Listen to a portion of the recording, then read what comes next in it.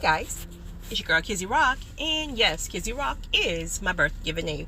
Happy second recording on this Tuesday. Want to say hey to all my subscribers, new as well as season. I got a word for you. Tap in. So guys, really quickly, so someone asked me, where am I typically at when I receive downloads, because it seemed like my life is so busy. Which is true, but God is slowing some things down, and it's going to be for some of you as well. We're going to talk about that. But if I'm honest, no matter how busy I am, I cannot receive a download until I am in some type of environment where it's solitude. Again, when I travel, sometimes even throughout my day, just from traveling, I don't have the radio on. I know that will drive some people crazy, because you have to have some kind of entertainment, but I intentionally turn off the radio so I can receive. So no matter where I am, I have to be in a posture to receive. So just now, ironically, I was in the middle of of my storage unit. I'm not moving, but you know how you have like excess things. So I was in the middle of the storage unit looking for something, and boom. So just depends, but each and every time I'm alone at the moment, or I'm in some type of posture where there's complete silence and solitude. So anyway, really quickly, some of your lives are going to look significantly different by the end of the year. In fact, if I'm honest, what the download I got was summer, and I was like, well, God, wait a minute, summer's like right here. We're probably already in summer. I don't even know at this point. So I personally stretched it to the end of the year. That's me, that's flesh. But for some of you, your life is going to literally look significantly different in the next several months. All right, now hear me and hear me well. Hear me and hear me well. Take everything to God. And of course, this recording is not for everyone. No download, no recording, nothing is for everyone. But that's my other phone, guys. I'm sorry. Okay, this is going to go in a couple of different directions. Some of you, the things that you were actually waiting on, and I'm talking about years, for some decades, the things that you were waiting on, and you pretty much got to a posture where some of you may have given up on it, and then another group of you just went on with your life. Like you're doing other things now, and that thing is no longer at the forefront, like driving your mind all day long, and you just really just put it down and be like, you know what, at this point, Lord, whenever you say, but in your mind you really mean that, and you really mean if it's next year, if it's 2 years, you're truly okay with that now. But there's going to be an acceleration where the thing that you pretty much have already just took your hands up off is going to boom. It's going to now accelerate for different reasons. For one, you took your hands up off of it. If you want something, the fastest way to do it is to truly take your hands off of that thing and give that thing to God. That's a whole process in itself. It's hard. We say it, but then we're right back messing with it. We're right back thinking about it. But be gentle with yourself. A time will approach when you have worn your flesh out enough, and you will truly say, between the delays, between the disappointments of getting ahead of God, because getting ahead of God will have you looking like a straight fool. I'm just going to tell you now, right? You get to a posture at some point, and most of you are here, some of you are here, where you truly, and I mean all caps, truly have took your hands up off of that thing, and you felt like it is what it is. But now, that's where God wanted you. That's where God needed you, because you were idolizing it and didn't even realize it. So now that God have you in a posture where you're no longer intrigued by it to a point of idolizing it, he can now release it to you. He can't release it to you when you're all giddy and sweaty palms and nervousy and this and that, because when that happens, you're going to start moving from the wrong posture. God have you there to do work. God have you there to use you. But when you're moving too much in that flesh from a place of giddiness and like that, that feeling, right? Then that thing or that person then have the potential to change you. You're not solid yet. You're not solid. So that's where God have some of you. And for some of you, those things are going to come back full force. But here's the great thing about it. Some of you have already lost a desire for the thing. Not saying like you're like, you hate it or you're turned off from it. And it's like, I don't want it ever in my life. But you lost a desire somewhat for it. So God is going to bring that desire back, but it's going to be balanced now. So the desire is there, but you're not all over the top giddy and all in your flesh about it. Okay, so that's a group of individuals. That's going to happen quickly because you have truly released it. I don't think we know, well, I know now that when you are truly trying to make something happen, and let me be clear, you can make things happen on your own. Like you can, truly, through your just sheer determination, etc., etc. But again, God have no part in that. That's your thing. That's your goals. You're going to have to maintain that thing. I'm speaking about God-given desires. God-ordained things. I don't think we realize that when we are trying to pursue it ourselves, it literally creates some type of resistance. There's a struggle in the spiritual realm. So many of us should have already received some of these blessings, if we're honest. But we have delayed ourselves because of our just own pride, our own willpower, all that stuff. So the reason why it's going to be boom accelerated is because it's already been ready. It's been ready. It's been ready. But we caused the delay. So that's what's going to happen so quickly. God has to really teach me that there's no reason for you to pursue the things that you have the power. I'm sorry. There's no way. Wait a minute. How did he give it to me? There's no point to pursue the things that I've given you the power to attract. Catch that? We don't have to pursue the thing. We have the power to attract it. So it's not that we can't attract it. The problem is that we just keep trying to get ahead of God and we're not seeing it with the correct vision that God wants us to see. Our flesh sometimes get involved in it. Then our flesh want to twist the certain things that we see it. And God's like, no, that's the wrong insight. So back to isolation. So I can have you fast. So I can have you do this. So I can give you the correct downloads and the correct insights. So it's a whole process. It's a whole zoo, honey. Okay. So that's a group of you. The next group of you, I fit into this category. Well, actually, I fit into both or all. I don't know. The things that you truly never really had a desire for, you're going to be called to it. The things that you truly never had a desire for in other seasons, this season, God is going to call you to it. But your desires will change for it. So you may not have had a desire for it in the past season, but you will have a desire for it in this season. The great part about this, when you yourself really don't have a desire for something like that, and again, God will start to shift your desires. What makes it more easy, not easy, but more easy with these group of individuals is that you won't be all over the top giddy about it, because it's really not even your desire like that. So it's just really about your obedience. You know that God has ordained something for a bigger purpose. So your obedience is to God, and meaning God, I mean, I ain't feel like that. And I ain't got comfortable.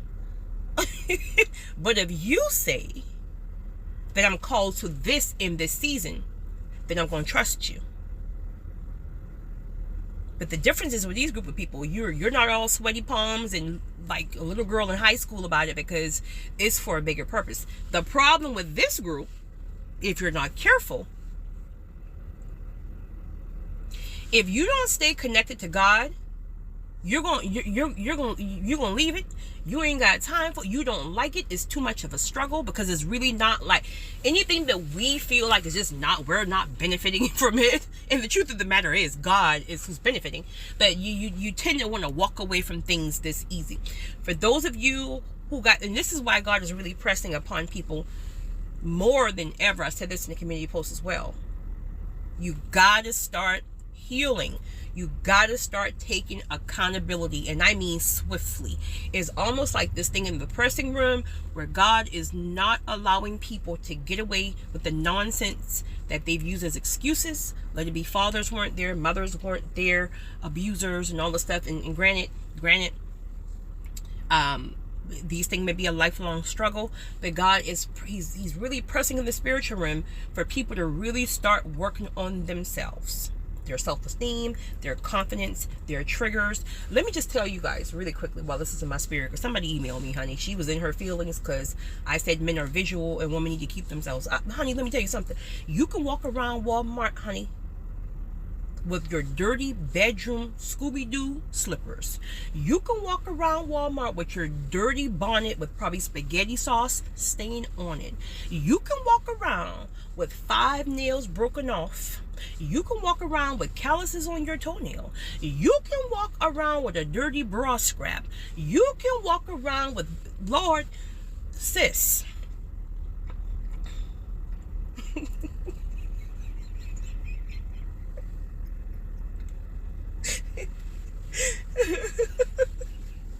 God, please give me the strength.